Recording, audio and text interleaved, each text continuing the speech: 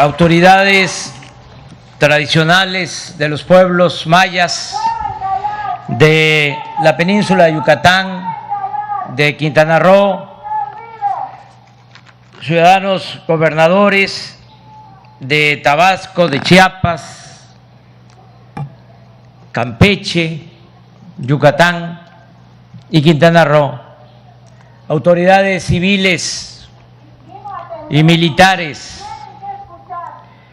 Esta ceremonia de perdón del Estado mexicano se inscribe en las conmemoraciones por los 700 años de la fundación de Tenochtitlan, los 500 años de la invasión europea y los 200 años de nuestra independencia nacional. Aquí, por un imperativo de ética de gobierno, pero también por convicción propia, ofrecemos las más sinceras disculpas al pueblo maya por los terribles abusos que cometieron particulares y autoridades nacionales y extranjeras en la conquista durante los 3 siglos de dominación colonial y en 2 siglos del México independiente.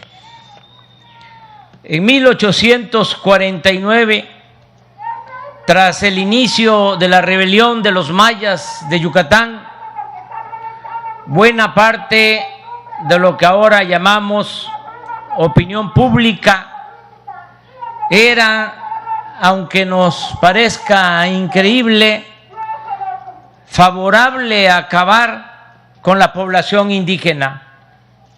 Periódicos como El Universal, El Globo y El Siglo XIX pedían la conformación de cuerpos del ejército dedicados exclusivamente al exterminio de los rebeldes sin mediar tregua. Las posturas más moderadas se manifestaban por hacer desaparecer a los pueblos originarios mediante la aculturación y la asimilación, como lo expresó un editorial del Monitor Republicano del 6 de junio de 1849. Todas las personas, afirmaba este editorial, sensatas, decía, convienen en la necesidad que hay de que desaparezca la raza indígena, numerosísima en nuestro país y la más atrasada, por desgracia, en la carrera de la civilización. Mas no todos convenimos en los medios de hacerla desaparecer. Decía este escrito, pretendemos algunos, si no estamos engañados, en que para conseguir este fin debe recurrirse a la violencia, a las armas. Otros queremos, decía el que escribió ese artículo, hacer que se pierda esa raza civilizándola y mezclándola con las demás. Lo cierto es que todos los pueblos originarios de México,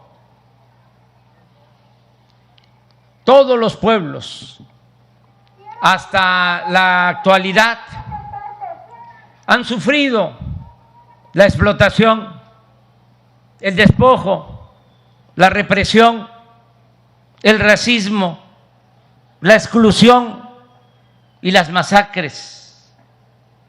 Todos los pueblos. Pero los yaquis, y los mayas han sido, para vergüenza de todos, los peor tratados, las víctimas de la mayor crueldad. Estas dos etnias resistieron y sobrevivieron al exterminio. Estas infamias no solo se cometieron durante la invasión española y el dominio colonial, sino también en la época del México independiente y con mayor brutalidad durante el Porfiriato, hace apenas 110 años.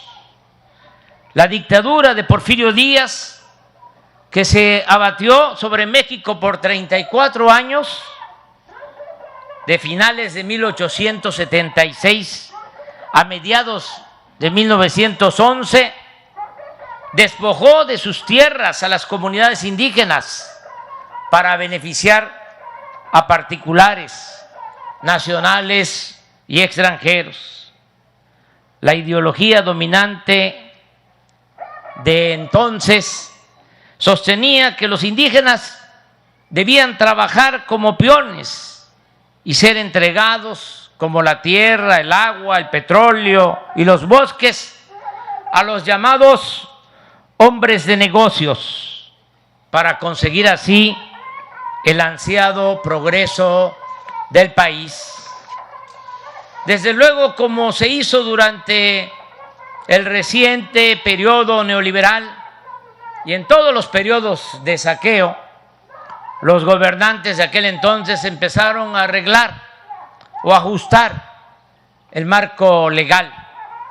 Desde antes de Porfirio Díaz, pero con más tenacidad en su mandato, se aprobaron leyes de colonización y de terrenos baldíos, en los cuales se incluía las tierras comunales que desde siglos atrás habían pertenecido a las comunidades, a los pueblos indígenas.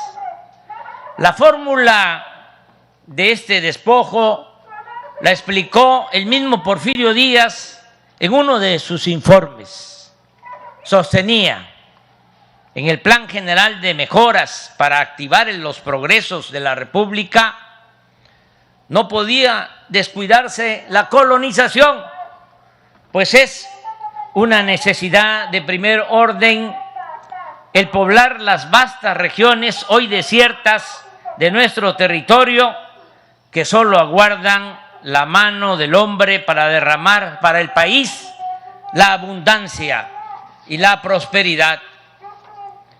Decía Porfirio Díaz: el Ejecutivo ha creído que para resolver esta cuestión de manera conveniente y práctica era necesario, ante todo, proceder a averiguar de los terrenos en propiedad nacional de que pudiera disponer el gobierno, y convencido de que la acción particular, estimulada por el interés privado, es mucho más eficaz que la oficial, ha celebrado, conforme a la ley, contratos con varias empresas que se ocupan en la mediación, en la medición y deslinde de terrenos sin más costo para el erario que la tercera parte de las que aquellas midan y deslinden.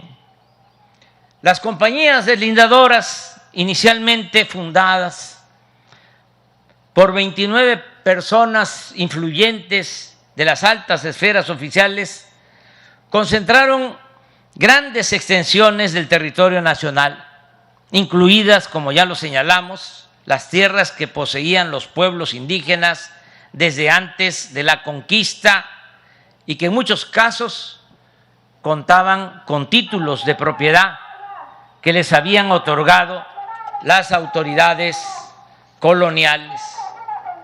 Este despojo, llevado a cabo con violencia y crueldad, solía justificarse diciendo que se trataba de indios salvajes, o como lo sostenía el propio Porfirio Díaz en el caso de los mayas, asegurando que los indígenas, y repito lo que textualmente decía, pretendían adueñarse de terrenos de la nación.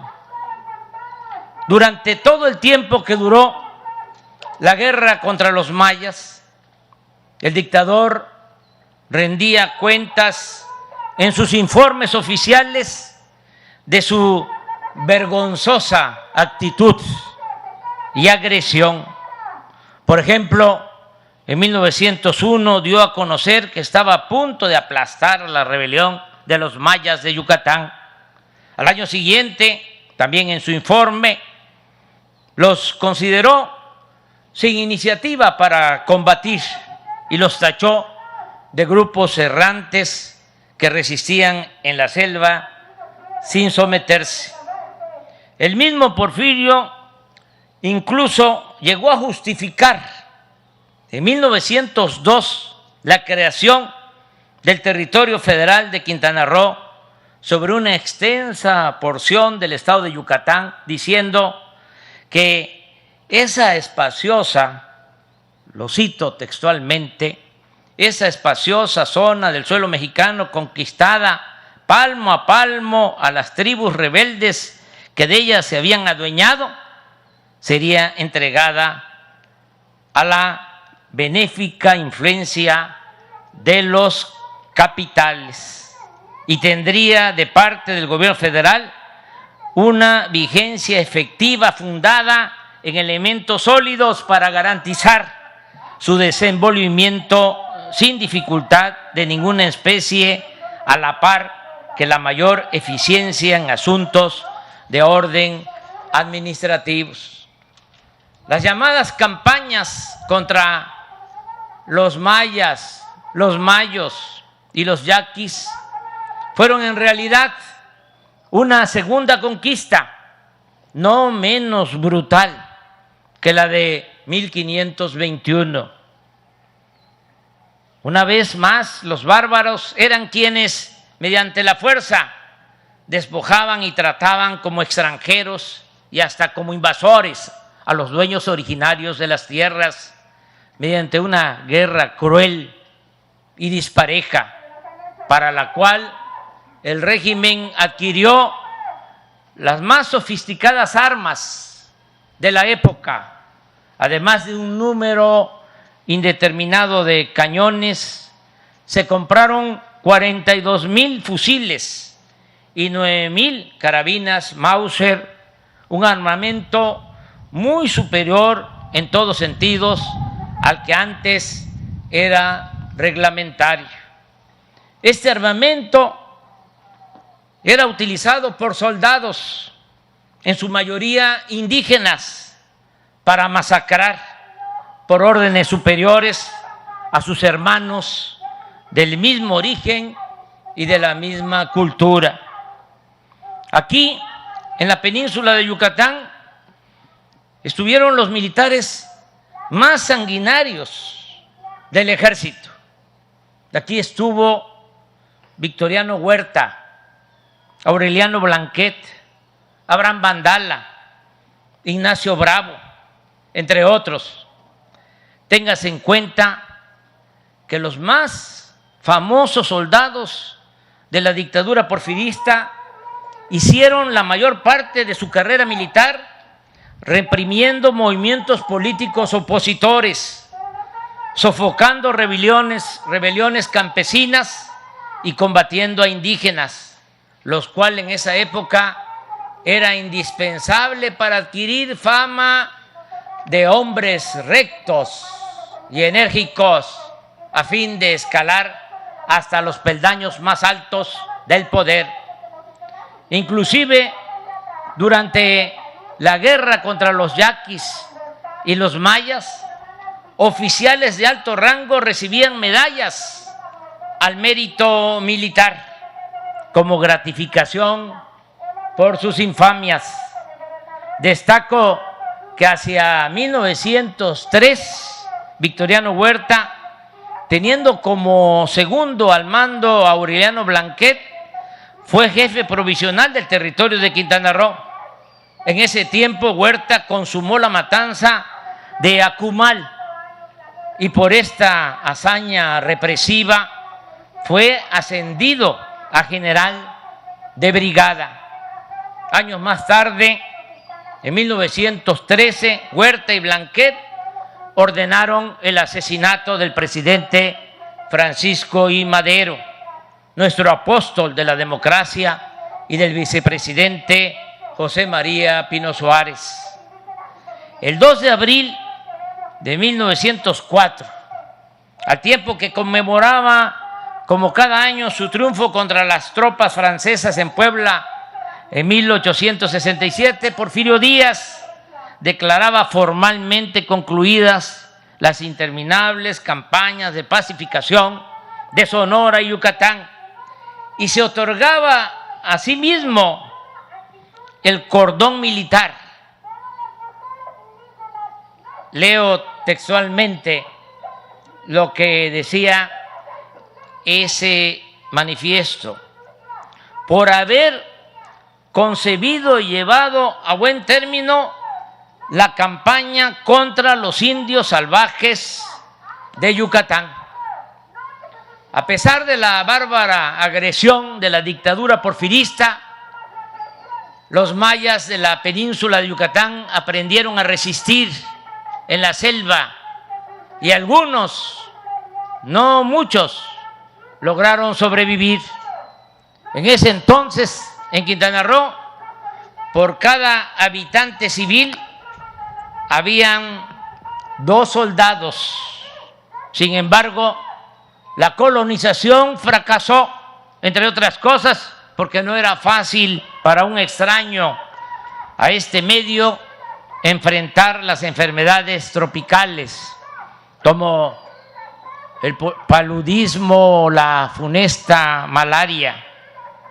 Aunque en Yucatán hubo auge con el Enequén, prácticamente lo que hoy es el estado de Quintana Roo permaneció inhabitable.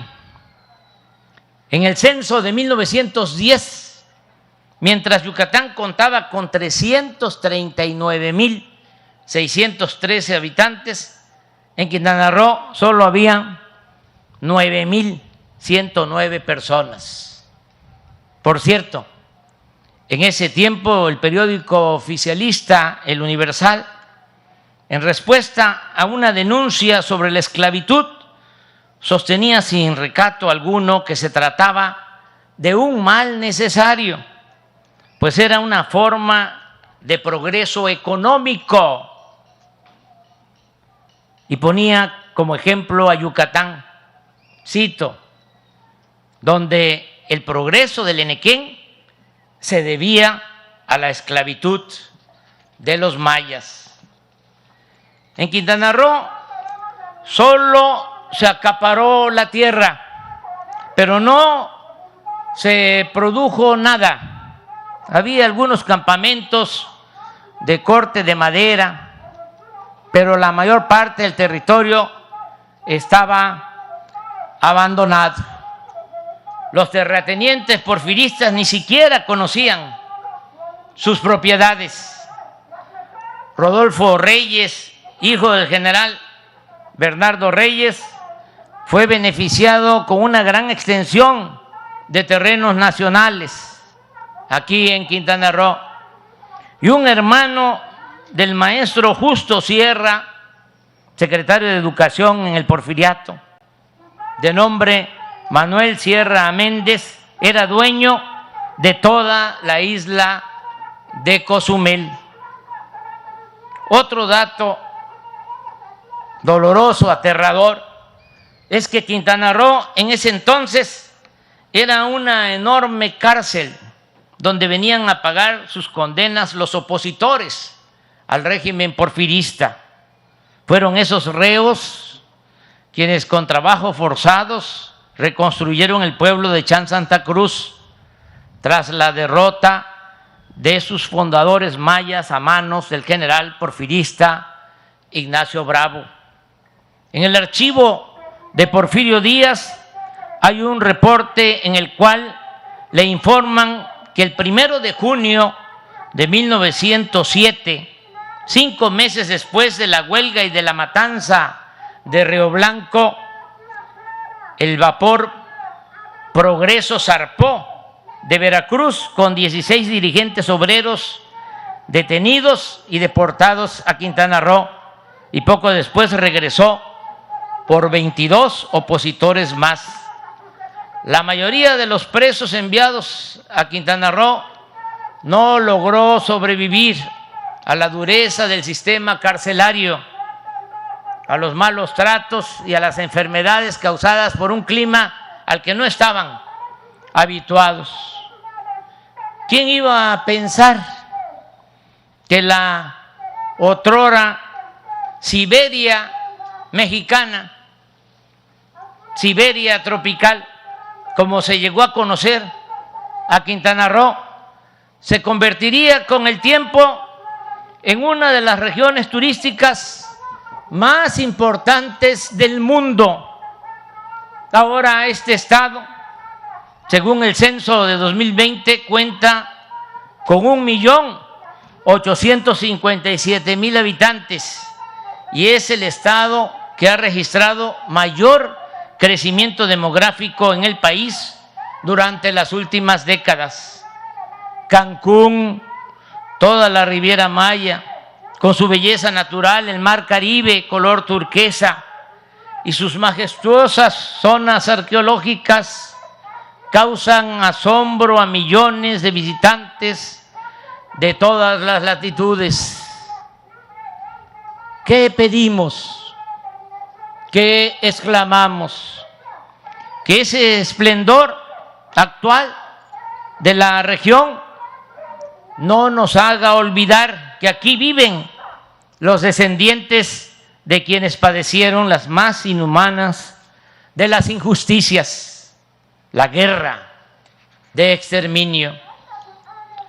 Aunque todavía hay mucha pobreza, no podemos decir que el presente es como el pasado, oprobioso, porfirista, porque ahora hay libertades, son públicas, notorias, se expresan sin censura y hay sobre todo una nueva voluntad de hacer justicia para bien del pueblo, como en los tiempos de la Revolución Mexicana.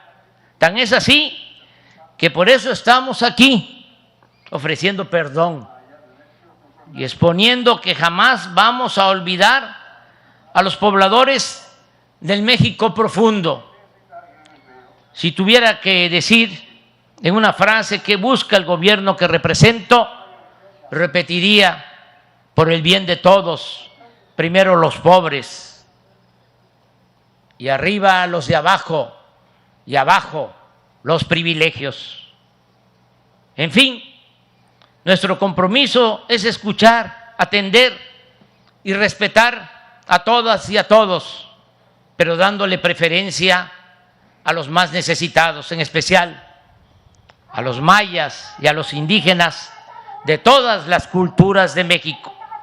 Así lo estamos haciendo aquí en Quintana Roo y en el país entero.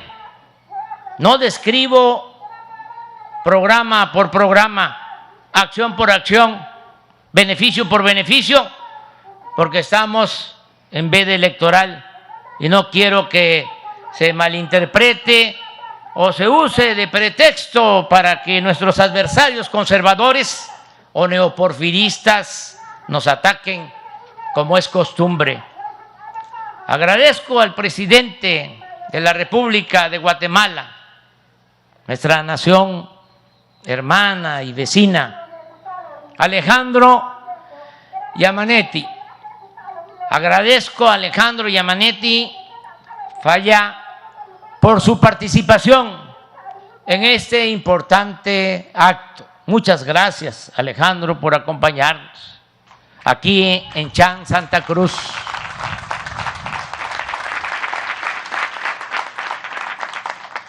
Aquí, en estas tierras de Chan Santa Cruz, donde los antiguos pobladores eran los guardianes de la cruz parlante, que enviaba mensajes a través de escuchas para advertir del peligro y proteger al pueblo maya, un pueblo cuyo pasado es orgullo y cuyo presente es signo de identidad para México y para Guatemala, para nuestros países. La antigua Chan Santa Cruz, a la que durante el porfiriato se dio el nombre de Santa Cruz de Bravo, en honor al general Ignacio Bravo, quien con el látigo, el revólver y la mano dura gobernó sin piedad Quintana Roo de 1903 a 1911. Ahora este sitio histórico, este municipio sagrado, lleva el nombre de Felipe Carrillo Puerto, un revolucionario, defensor de los mayas. Recordar a todos, mujeres y hombres, que han luchado por la justicia en otros tiempos, es mantener siempre encendida la llama de la fe en los ideales de el mundo maya, en los ideales universales de la libertad, la igualdad y de la fraternidad. Muchas gracias.